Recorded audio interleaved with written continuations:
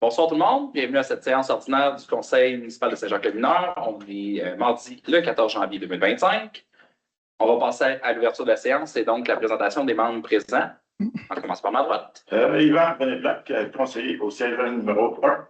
Marie-Ève Boutin, conseillère au siège 3. Xavier Sanchez, conseiller au siège numéro 4. Mylène Peignet au siège numéro 5.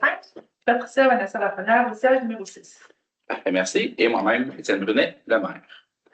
On va passer à l'adoption de l'ordre du jour. À noter qu'on a deux modifications à faire. Donc, on va ajouter le point suivant, qui est le point 6.1. La création d'une lettre d'entente avec le syndicat de la section locale 7133 pour la création d'un poste contractuel temporaire de pompier préventionniste. Et le retrait du point suivant, 7.1, remplacement de la carte de maire de la borne de recharge électrique CEA 1371. J'aurais besoin d'un proposeur pour l'adoption de l'ordre du jour. Je propose Mylène Peignet. Merci. Est-ce qu'on a une demande de vote? C'est adopté. Point 3, greffe et affaires juridiques. Donc, 3.1, procès-verbal de la séance extraordinaire du 17 décembre 2024. Donc, nous avons pris connaissance du procès-verbal. Nous avons fait la lecture exclusive et considérant, je propose Mylène Peignet d'approuver le procès-verbal tel qu'il a été rédigé. Parfait, merci. Est-ce qu'on a une demande de vote? C'est adopté. 3.2, procès-verbal de la séance ordinaire du 17 décembre 2024. Donc, dans la même ordre d'idées concernant le procès-verbal, la lecture a été faite par tous les conseillers ici présents et je propose de déposer le procès-verbal tel quel. Parfait, merci. Est-ce qu'on a une demande de vote? C'est adopté. 3.3, avis de motion et projet numéro RE 305 décrétant une dépense de 11 212 783 et un emprunt de 11 212 783 pour la démolition de l'église et la construction d'un complexe municipal.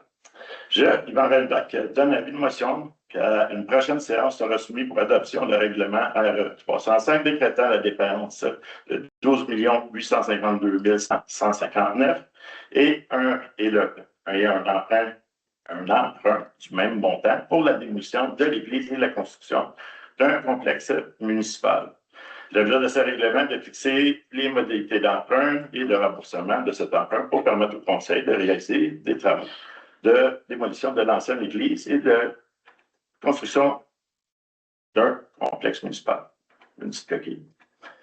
Afin de préciser la portée du présent avis de motion et de dispenser le conseil de la lecture, je propose d'adopter cet avis de motion.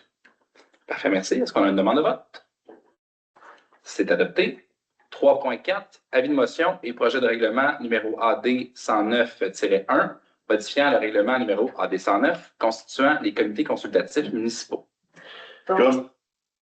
Excuse-moi. C'est ça? Non, je sais pas. OK. J'ai descendu trop vite. Donc, je, Patricia Vanessa Lafrenière, donne avis de motion qu'à une prochaine séance sera soumis pour adoption le règlement numéro AD 109-1, modifiant le règlement numéro AD 109, constituant les comités consultatifs municipaux. L'objet de ce règlement est d'adopter des modifications au règlement AD 109, notamment pour permettre au comité d'être constitué annuellement en fonction des besoins et orientations du conseil. Merci. Est-ce qu'on a une demande de vote? C'est adopté. 3.5, règlement numéro AD 108-2, modifiant le règlement AD 108 sur les tarifs des biens et services rendus par la municipalité de Saint-Jacques-le-Mineur. Considérant que le Conseil a adopté conformément à la loi de la fiscalité municipale le règlement numéro AD 108 sur les tarifs des biens et services rendus, les modifications doivent être apportées à ce règlement, notamment pour tenir compte de l'inflation du coût de la vie, des tarifs et pour prévoir des frais de désistement suivant une demande de service. Un avis de motion ainsi qu'un projet de règlement ont été déposés à la séance ordinaire du Conseil du 17 décembre 2024.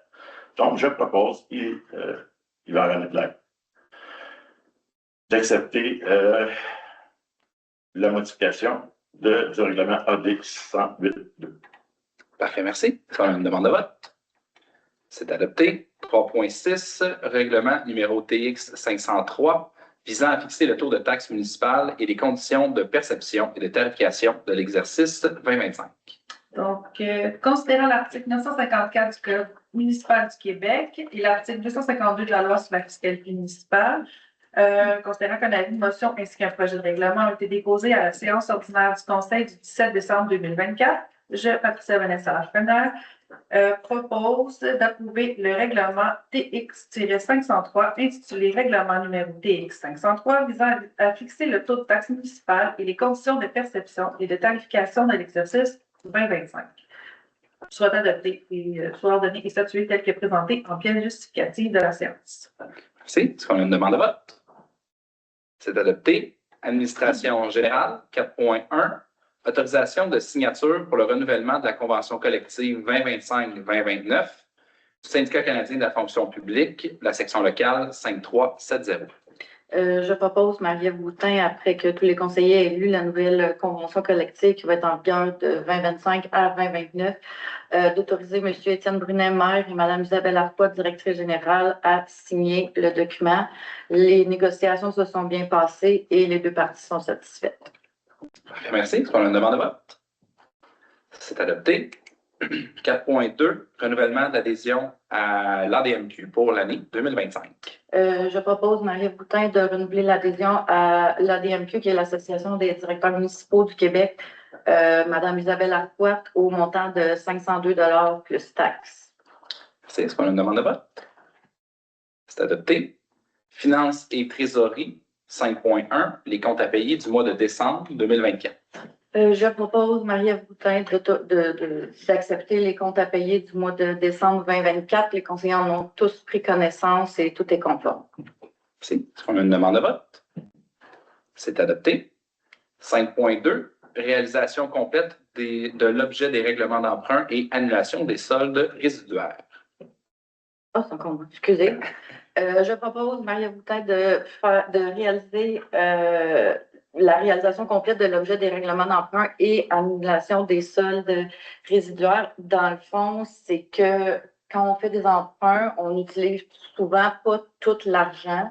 Donc, il y a toujours une balance à la fin. Ces balances-là sont différentes dépendamment de chacun des projets. Donc, au fil du temps, on les accumule.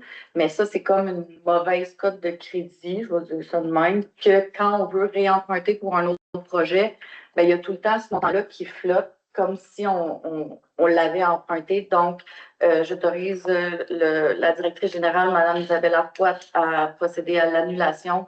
Je crois qu'il y en avait 10 de ces 10 soldes résiduaires. Merci. Est-ce qu'on a une demande de vote? C'est adopté. 5.3, octroi d'un crédit de taxe rétroactif pour les unités bigénérationnelles et intergénérationnelles. Je propose, Marie-Ève, d'autoriser un remboursement rétroactif pour les maisons bigénération et intergénération sous preuve soumise à la municipalité. Donc, il faut seulement donner la preuve qu'on est vraiment considéré bigénération ou intergénération. Donc, je propose d'accepter ce nouveau règlement-là. Parfait, merci. Est-ce qu'on a une demande de vote? C'est adopté. Sécurité publique, 6.1, lettre d'entente avec le syndicat de la section locale 7133 pour la création d'un poste contractuel temporaire de pompiers préventionnistes. Donc, la MRC nous offre un service de prévention des catégories 2, 3 et 4 et avec les ressources actuelles, ne prévoit faire que 50% de l'objectif annuel en prévention.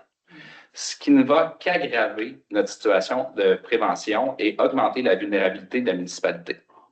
Nous proposons donc ce soir de demander à la directrice générale de négocier une entente avec le syndicat local de pompiers, puisque certains de nos pompiers sont formés en prévention, et le tout à même l'enveloppe budgétaire qui a été prévue au budget 2025. Et ceci ayant pour but donc de rattraper le retard et maintenir le niveau de prévention recommandé par le ministère de la Sécurité publique. Vous avez caché ça dans le budget. On ne l'a pas caché dans le budget, on a décidé de l'ajouter ce soir. Non, il était budgété pour Non, à l'externe. À l'externe. Qu'est-ce qui est caché, c'est que ce n'est pas à l'externe, finalement. OK. Est-ce qu'on a une demande de vote? Bien sûr. Parfait. D'abord, j'aurais besoin d'un proposeur. Parfait, merci. Donc, demande de vote pour ce vote. Suite à la saga, on a une saga qui se passe présentement au sein du conseil municipal, la sortie du citoyen Bruno, l'ancien conseiller municipal, n'est pas Mais pas un hasard, il y a des raisons. Effectivement, il y a des tensions. Il y a surtout des tensions au niveau du service d'incendie. On avait classé le dossier pour envoyer la prévention incendie il y a quelques mois à la MRC. Mais lors du vote, ça a l'air qu'il y a eu des conseillers qui ont pas décidé de se lever. Et donc, présentement, étant donné qu'on est rendu en minorité, au point de vue de ce dossier-là, ben, il profite de l'occasion pour renverser la vapeur, chose qui est démocratiquement correcte et je n'ai pas de problème avec ça. Comme les raisons que j'ai mentionnées lors de mon vote pour le dépôt du budget que j'ai voté contre, en expliquant les frais du service d'incendie pour une population de moins de 2000 habitants, que nous allons frôler le 1 million de dollars. Okay? Pour ces raisons, je vais laisser la direction générale, le maire et le reste des conseillers prendre cette belle décision de taxer davantage les citoyens et les mettre de plus en plus à la gorge. Sur ce, je voterai contre. Merci. Madame Klein? Contre. Monsieur Sanchez? Pour. Pour. Merci. C'est adopté. 7, travaux publics. Donc, le 7.1 a été retiré. Donc, pour ceux qui veulent savoir, en fait, on a une problématique avec une de nos bornes de recharge électrique. Mais comme c'est couvert par la garantie, là, on n'aura pas besoin de faire un déboursé. 7.2, dépôt du rapport diagnostic de l'état de vulnérabilité des fossés routiers. Donc, ce rapport il a été préparé par la FUM à la demande du conseil municipal. Ça s'est fait à la suite des inondations qu'on a vécues en 2023. Et donc, le rapport nous permet de constater que près de 30% des fossés qui sont sous notre responsabilité ont une pente qui est inférieure à 0,2%, autrement dire qu'ils sont presque plats. Puis, dans le fond, on a besoin d'une pente supérieure à ça pour avoir un bon écoulement. Donc, au cours des prochains mois, le département de travaux publics va établir un plan d'action en suivant les recommandations de ce rapport et corriger, dans le fond, le maximum possible les inclinaisons là, qui sont sous notre responsabilité. On tombe à 9, hygiène du milieu, 9.1, octroi de contrat d'inspection annuelle du réseau de bornes incendie. Considérant que la municipalité doit procéder annuellement à l'inspection de son réseau de bornes incendie, même si sont non fonctionnels pour les incendies, cette inspection doit être réalisée par des professionnels certifiés et compétents. Les soumissions reçues ont été émises par deux entreprises, soit CIMO et Nordico. Dans les deux cas, on avait un mandat de 2 ans pour une inspection et un rinçage. CIMO avait un montant de 21 905 $. Nordico pour un montant de 22 276 $. On nous a demandé de prendre Nordico. Donc, je propose d'accepter le contrat à Nordico pour les 2 prochaines années. Merci. On a une demande de vote. C'est adopté. 9.2, autorisation de dépôt d'une demande d'autorisation au ministère de l'Environnement et de la lutte au changement climatique pour la mise en opération d'un nouveau puits d'alimentation en eau potable. Donc, on a enfin reçu tous les rapports nécessaires afin d'aller de l'avant et faire la demande d'autorisation pour l'exploitation du puits PP4 de façon plus à long terme. On était raccordé récemment au PP4 afin de procéder au brossage du puits P1. Puis on a remarqué à ce moment-là que le PP4 était capable de nous fournir l'entièreté du réseau aqueduc à lui seul. Donc, le raccord au PP4 nous permettrait d'avoir une troisième source, un troisième raccord là, pour notre réseau d'aqueduc qui viendrait là, vraiment cimenter là, notre sécurité en eau potable, du moins pour les prochaines années. Donc, on demande ce soir au ministère de l'Environnement de nous connecter de façon prolongée et on s'attend à une réponse à cette demande le plus rapidement possible. Les coûts de cette demande sont estimés à 2 115 $. 10, loisirs et vie communautaire. Ah, je m'excuse, j'aurais besoin d'un proposeur. C'est moi, Yvan René Blanc. Parfait, merci. Est-ce qu'on a une demande de vote? C'est adopté. Loisirs et vie communautaire. 10.1, octroi de contrat pour l'achat d'une remorque réfrigérée. Oui, je propose, Marie-Ève Boutin, d'autoriser Mme Isabelle Arquette à signer au nom de la municipalité pour l'achat d'une remorque réfrigérée. Dans le fond, la ville, de plus en plus, ces événements sont importants, sont appréciés de la communauté. Puis nous, à chaque fois, il faut louer une remorque, c'est du trouble aller la chercher, la retourner, puis c'est à des heures pas possibles. Donc, on avait déjà budgété un montant pour en acquérir une. Ceci dit, la soumission qu'on a reçue, c'est les entreprises Baron du Foie, ouais, le foie, en tout cas, Baron du Foie au coût de 31 627,74 plus taxes. Dans le fond, la remorque est réfrigérée, elle fait 6 pieds par 12 pieds par 78 pouces et elle est toute en aluminium avec une finition intérieure. On souhaite une longue vie à la remorque pour notre communauté. Merci. Est-ce qu'on a une demande de vote? C'est adopté. 10.2, octroi du contrat pour l'artiste musical de la fête nationale. Donc, c'est moi qui ai l'honneur de vous annoncer que la fête nationale aura lieu samedi le 21 juin 2025 et on souhaite aujourd'hui proposer l'artiste musical Salut Bob Gorgé. Donc, la soumission obtenue est au montant de 5 500 $ plus taxes applicables. C'est un spectacle d'une durée là, de 120 minutes. Donc, je propose aujourd'hui. Mylène Tessier. Est-ce qu'on a une demande de vote? C'est adopté. Point 12. Correspondance et demande de commandite. 12.1. Demande de soutien financier à la Société d'histoire des 11. Considérant la campagne de financement 2025 de la Société d'histoire des 11, offre ses services en matière d'histoire et de généalogie sur tout le territoire de la MRC Desjardins à Pierreville, considérant que la contribution proposée est proportionnelle à la taille de la population entre 1 000 et 3 000 pour un montant de 240 $.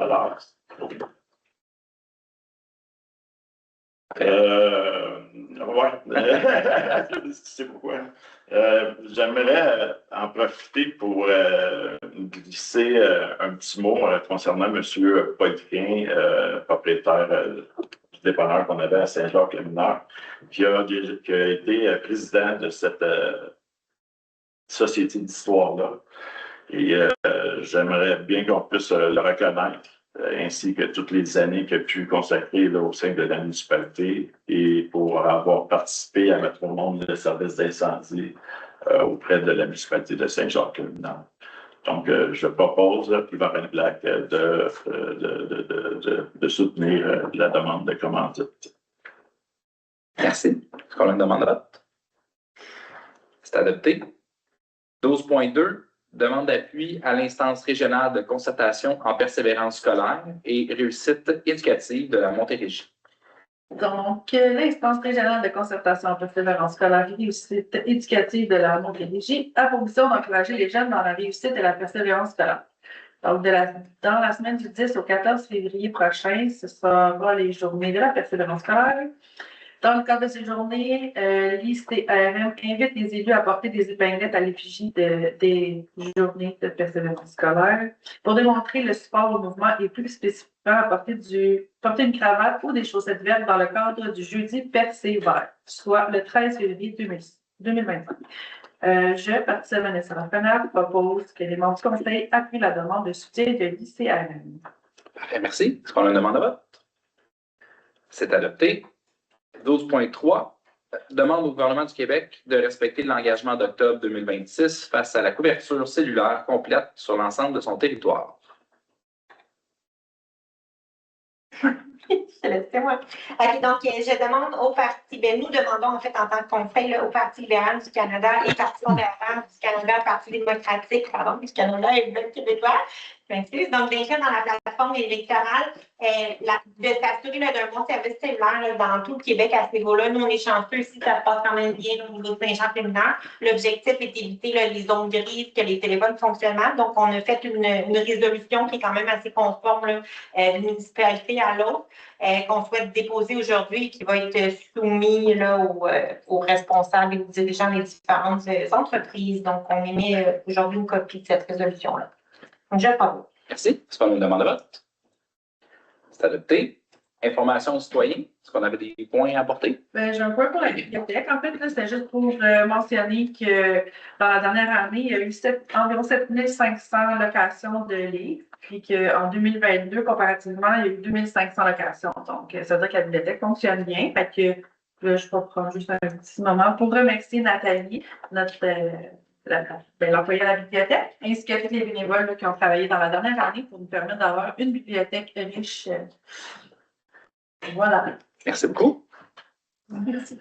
Donc, moi, j'aurais 2 points. Tout d'abord, j'aimerais inviter tous les citoyens de Saint-Jacques-le-Mineur à venir rencontrer les représentants du chantier d'Hydro-Québec pour le projet RTL New York. Il est à noter qu'à partir de la semaine du 20 janvier, donc lundi prochain, la montée Saint-Jacques sera fermée complètement de 7h à 17h30 pour 2 périodes de 2 mois. La première période, ça sera entre le rang Saint-André et Édouard VII. Puis la deuxième période, ça sera de l'autoroute 15 au rang Saint-André. Les représentants d'Hydro-Québec souhaitent écouter des citoyens vis-à-vis de la progression des travaux. Ça va se passer donc ce jeudi, le 16 janvier, à 19h, au gymnase de l'école primaire. Le deuxième point, lors de la séance extraordinaire du budget du 17 décembre dernier, nos collègues ici, M. Black et Mme Boutin, ont souhaité s'exprimer sur certains sujets administrés par le conseil municipal. Je tiens à soutenir la liberté d'expression de tous les membres de la communauté et c'est pourquoi je n'ai pas fait d'intervention dans cette soirée, en tout cas pas pendant leur discours. Je crois que c'est mon devoir, par contre, de m'assurer que les informations qui sont annoncées aux citoyens soient exactes. Et j'aimerais donc apporter des correctifs suivants aux propos qui ont été dits. Donc, tout d'abord, le budget de fonctionnement du service de sécurité incendie de Saint-Jacques-le-Mineur, c'est 624 000 et non pas 687 739 pour l'année 2025.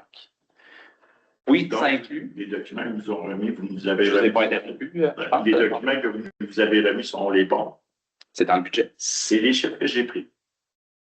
Ça vient à relire, pas de budget. Ceci inclut une hausse prévue de 130 000 car il y a plus d'interventions et on fonctionne beaucoup par appel général parce qu'on n'a pas 4 pompiers en caserne. La taxe spéciale pour le service de sécurité incendie, ce n'est pas une surprise. On a tous voté pour lors de la rencontre de novembre 2023.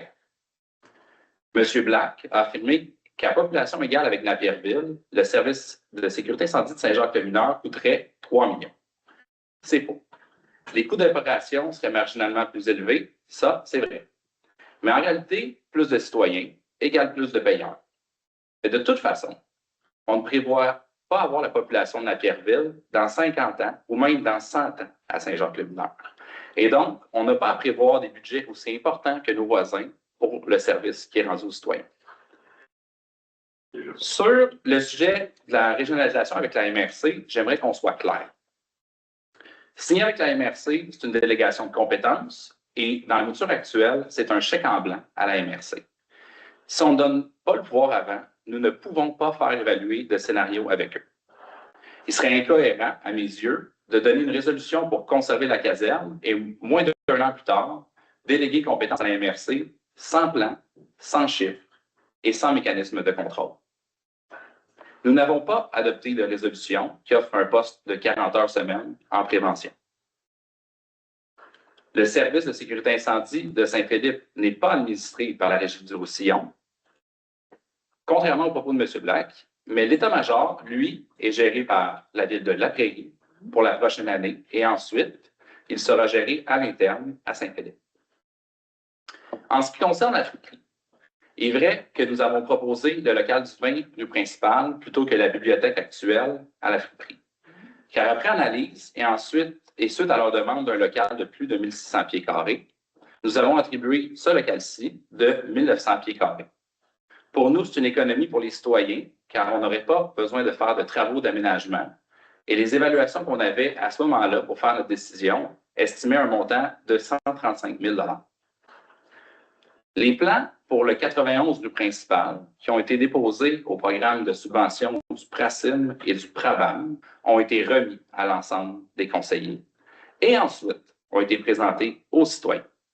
Donc, M. Black était parfaitement au courant de l'aménagement des espaces proposés. À la condition qu'on ait le PRACIM qu'on n'a pas reçu. Il n'y avait pas le garage municipal dedans. Il n'y a pas de garage municipal dedans. Mention. J'apprécie que OK. vous respectez mon droit de parole comme je l'ai fait avec le vote. Oui, il n'y a pas de problème, monsieur le maire. Madame Boutin, vous avez mentionné que nous n'avions aucune aide financière pour les organismes locaux. C'est faux.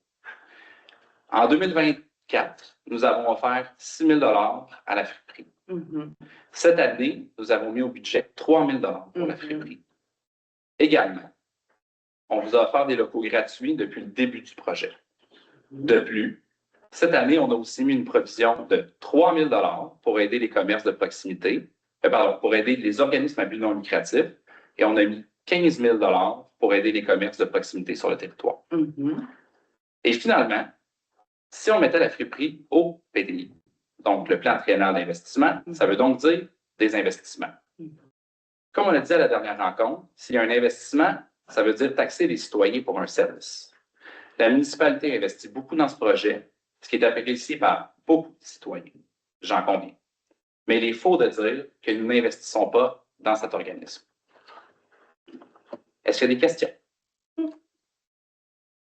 En ligne? Parfait, merci. Donc, j'aurais besoin d'un proposeur pour la levée de la séance. Je propose Mylène Grenier. Merci. Merci. Une question. Ah, bien, certainement, allez-y. Oui, au sujet du dépanneur que tu as Oui. Il va-t-il avoir le dépanneur?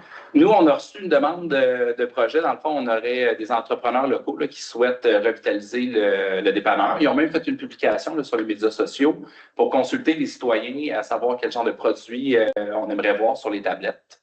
Par contre, je ne peux pas vous donner de délai de réalisation. Là. On n'est pas au pain de fin à ce point-là, en tout cas, du projet. Mais effectivement, il y a un projet de revitalisation là, actuellement du commerce.